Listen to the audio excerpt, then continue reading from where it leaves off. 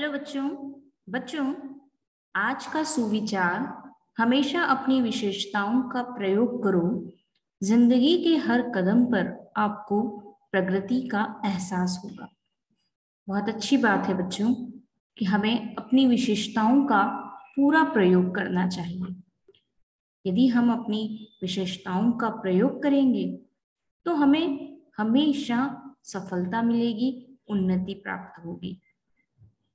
तो आप में जो भी विशेषताएं हैं उसका उपयोग करिए। आज के इस सुविचार को अपनी कॉपी में लिखेंगे। हम पढ़ेंगे आज पाठ 7, पापा खो गए। पापा खो गए इस चित्र में जो चीजें दिखाई दे रही है वे सभी इस नाटक के पात्र हैं। बिजली का खंबा, लड़की, पापा खो गए दीवार पर बना हुआ पोस्टर, कौआ, पेड़, लेटर बॉक्स, ये सभी इस नाटक के पात्र हैं। बच्चों, हम सभी यह सुनते हैं कि बच्चों को उठाने वाले, बच्चों को चुराने वाले लोग बड़े बड़े शहरों में, गांव में घूमते रहते हैं, है ना। तो यह कहानी, यह नाटक एक बच्चे उठाने वाले के, बच्चे के अपहरण की घटना पर ही आधारित है। पात्र परिचय। इस नाटक के पात्रों का परिचय इस प्रकार है। पेड़, बिजली का खंबा, लेटर बॉक्स, कौवा, नाचने वाली लड़की, आदमी, है ना, नाचने वाली लड़की और आदमी, इतने पात्र इस नाटक में है। एकांकी का दृश्य। रात का समय है। समुद्र के सामने एक विशाल फुटपाथ है जहां पर एक पेड़, एक खंबा और एक लेटर बॉक्स है। वहीं सामने दीवार पर एक सिनेमा का पोस्टर लगा है जिस पर नृत्य की मुद्रा में एक औरत की तस्वीर है। पेड़ वहां सबसे पहले से खड़ा है। बाद में सड़क बनने पर वहां बिजली का खंबा, लेटर बॉक्स और वह पोस्टर जिस पर नाचने की मुद्रा वाली औरत की तस्वीर है उसे लगाया गया। यह पूरा सीन है उस नाटक का। इस एकांकी में लेखक ने बच्चों के अपहरण के मुद्दे को उठाया है। लेखक यह बताना चाहते हैं कि मनुष्य कितना संवेदनहीन हो चुका है कि वो अपने निजी स्वार्थ पूर्ति के लिए एक मासूम और निर्दोष बच्ची के अपहरण जैसा अपराध करने में भी नहीं हिचकते। इस पाठ में पेड़, खंबा, लेटर बॉक्स आदि निर्जीव होते हुए भी बच्ची को अपहरणकर्ता से बचाने का अथक प्रयास करते हैं और सफल भी होते हैं। अथक यानी बहुत अधिक प्रयास करते हैं। इस एकांकी में एक रात की घटना का वर्णन है। बहुत तेज हवा बह रही है जिससे पोस्टर का संतुलन बिगड़ जाता है और नाचने वाली महिला की घुंघरू रह रह कर बज उठते हैं। रात के अंधेरे में पेड़ और खंबा बातें कर रहे हैं। पास ही लेटर बॉक्स भजन गुनगुना रहा है जिससे वही सोए हुए कौवे की नींद खराब हो जाती है और कौवा झुंझला उठता है। शुरू शुरू में तो पेड़ और खंबा आपस में बातचीत नहीं करते थे। वैसे पेड़ ने खंबे से बात करने की बहुत कोशिश की, परंतु जब खंबे ने भाव नहीं दिया और घमंड से अकड़ा रहा तो पेड़ ने भी उससे बात करने की कोशिश छोड़ दी। परंतु एक रात जबरदस्त आंधी आई और खंबा पेड़ के ऊपर गिर गया, लेकिन पेड़ ने उसे गिरने से बचा लिया। इस प्रयास में पेड़ को बहुत चोटें आई, वह बुरी तरह जख्मी हो गया। परंतु इसका एक फायदा हुआ है कि उसी रात से पेड़ और खंबे के बीच दोस्ती हो गई। पेड़ और खंबा दिन भर चुपचाप सड़क पर होने वाली घटनाओं को देखते रहते और रात में जब चारों तरफ सन्नाटा छा जाता तो वे दोनों दिन भर की घटनाओं के विषय में बातें किया करते।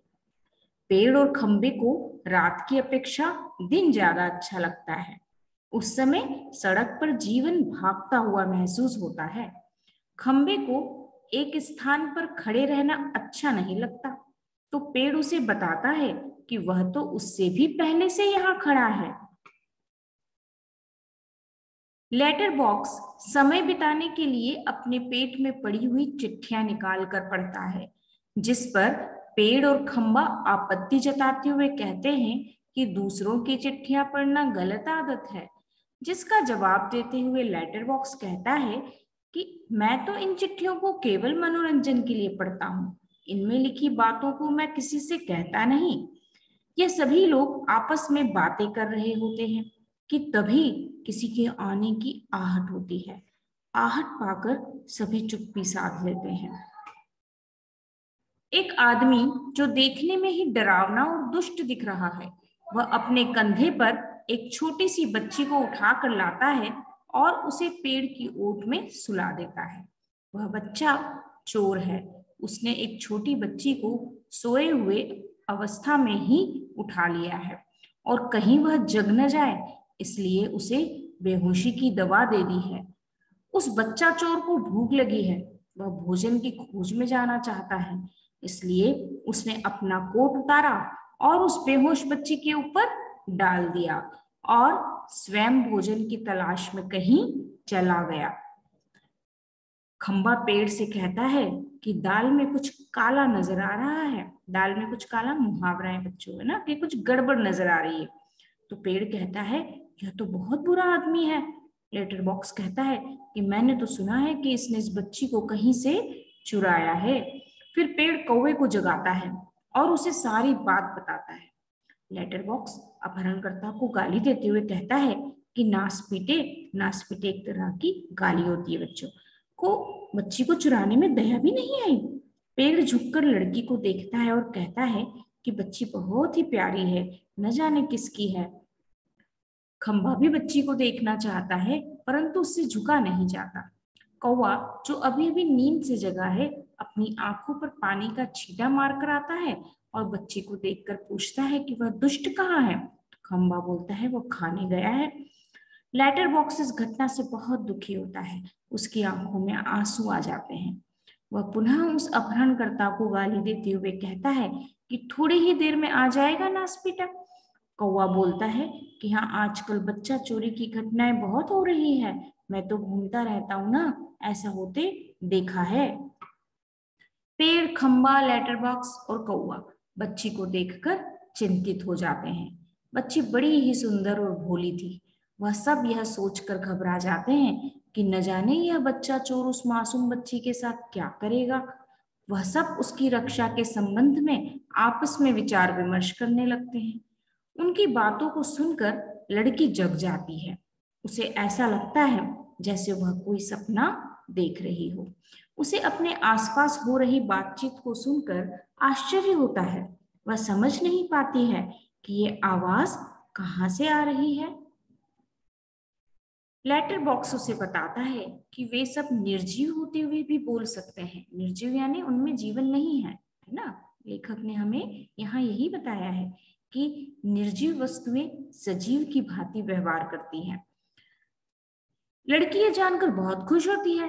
यह सब उस लड़की से उसके घर का पता पूछते हैं, परंतु लड़की ना तो अपना पता ही बता पाती है और ना ही अपने माता पिता के नाम। थोड़ी ही देर में वह अपहरणकर्ता वापस आ जाता है। सभी चुप हो जाते हैं और वो बच्ची भी कहीं छुप जाती है। बच्ची को वहां न पाकर बच्चा चोर बौखला उठता है। वह उसे ढूंढने लगता है। पेड़, खंबा और लेटर बॉक्स अपनी जगह से खिसक खिसक कर बच्ची को छिपाने की कोशिश करते हैं। कौवा उसे चकमा देने के लिए अचानक भूत भूत चिल्लाने लगता है। उसके साथ सभी भूत भूत चिल्लाने लगते हैं। बच्चा चोर डर जाता है। एक तो उसे बच्ची नहीं मिलती, दूसरा इन लोगों का चिल्लाना। इस बात से बच्चा चोर डर के मारे बच्ची को लिए बिना ही भाग जाता है। उसके जाने के बाद सब मिलकर बच्ची को ढूंढने लगते हैं। बच्ची पोस्टर वाली औरत के पीछे से निकल कर आती है। सभी खुश होते हैं। लड़की थक कर सो जाती है। अब सब मिलकर लड़की को उसके घर पहुंचाने का उपाय सोचने लगते हैं। अचानक कौवे को एक तरकीब सूझती है। वह पेड़ से कहता है कि वह सुबह तक लड़की के ऊपर छाया किए रहे ताकि लड़की देर तक सोती रहे, और खंबे से कहता है कि वह थोड़ा झुककर पेड़ पर टिक कर खड़ा रहे। इससे लोगों को लगेगा कि यहाँ एक्सीडेंट हो गया है। वे पुलिस को बुलाएंगे, पुलिस लड़की को देखेगी और उसके घर का पता मालूम कर उसे उसके घर पहुंचाएगी। तब लेटर बॉक्स कहता है कि यदि इतना करने पर भी पुलिस नहीं आई तो? तब कौवा लेटर बॉक्स से कहता है कि लाल ताऊ, लाल ताऊ, हाँ बच्चों, लाल ताऊ किसे कहा गया है? इस पूरे नाटक में लाल ताऊ लेटर बॉक्स को कहा गया है ना। लेटर बॉक्स का नाम लाल ताऊ। हम लोगों में सिर्फ तुम ही पढ़े लिखे हो, तुम्हें कुछ करना होगा। सुबह होते ही सभी देखते हैं कि कौवा की योजना के अनुसार पेड़ झुककर लड़की के ऊपर छाया किए हुए है। लड़की गहरी नींद में सोई हुई है, खंबा टेढ़ा खड़ा है, कौवा काऊ काऊ कर सबका ध्यान आकर्षित कर रहा है। पोस्टर पर लिखा है, पापा खो गए। लेटर बॉक्स सबसे कहता है, यदि किसी ने इस प्यारी बच्ची के पापा को देखा हो तो उसे यहाँ ले आए। तो बच्चों, पापा खो गए, इस नाटक का यह शीर्षक क्यों रखा गया है? उस बच्ची को उसके घर तक पहुंचाने के लिए। उन सभी निर्जीव वस्तुओं ने एक उपाय सोचा कि वो जो नाचने वाली मुद्रा में पोस्टर पर लड़की खड़ी थी, उस लड़की ने जो खो गई है लड़की, उसकी मुद्रा बनाई और उसके पोस्टर पर लिख दिया, पापा खो गए, है ना। और एक्सीडेंट का एक सीन बना दिया कि पेड़ थोड़ा सा तिरछा हो गया और खंबा उस पर गिरा हुआ है, कौवा काऊ काऊ कर रहा है। इस तरह से एक सीन क्रिएट करके उन्होंने उस बच्चे को ऐसा सीन बनाया कि एक्सीडेंट हो गया है, जिससे कि लोग वहां रुके, देखें, पुलिस आए और उस बच्ची को देखकर उसे अपने घर पहुंचा दे। तो बच्चों, निर्जीव वस्तुओं में भी सजीव इंसानों की तरह गुण इस पाठ में लेखक ने हमें बताने की कोशिश की है कि उनमें भी दया, करुणा, परोपकार, ये भावना उनमें भी होती है ना। मनुष्य की तरह ही उनमें भी यह भावना होती है और उन्होंने बच्ची को उसके घर तक पहुंचाने में उसकी बहुत मदद की। तो बच्चों, इस नाटक से हमें यही संदेश मिलता है कि हमें इस तरह के यदि घटना को हम देखते हैं तो हमें अलर्ट रहना चाहिए, सावधान रहना चाहिए। और आप बच्चे हैं तो आपको ज्यादा सावधान रहने की आवश्यकता है कि इस तरह की स्थिति से हम कैसे निपटें। आपको पुलिस के नंबर, है ना, पुलिस के कॉल, जो 100 नंबर पे पुलिस को कॉल किया जाता है, एम्बुलेंस, इन सब के नंबर आपको याद होने चाहिए ताकि आप समय पड़ने पर ऐसी घटना यदि घटती है तो आप स्वयं की मदद भी कर सकें और दूसरों की मदद भी कर सकें। इसके शब्दार्थ हैं, कठिन शब्दों के अर्थ, भंगिमा, मुद्रा, आफत, मुसीबत, थर थर कांपना, डर से कांपना, झेलना, सहन करना, गरूर, घमंड, कर्कश, कानों को खराब लगने वाली आवाज, फोकट, मुफ्त में, पेट में चूहे दौड़ना, बहुत भूख लगना, दाल में काला होना, कुछ गड़बड़ की आशंका, गश्त लगाना, चारों ओर घूमना, गौर से देखना, ध्यान से देखना, चकमा देना, धोखा देना, प्रेक्षक, दर्शक। इन कठिन शब्दों के अर्थ को आप अपनी कॉपी में लिखेंगे।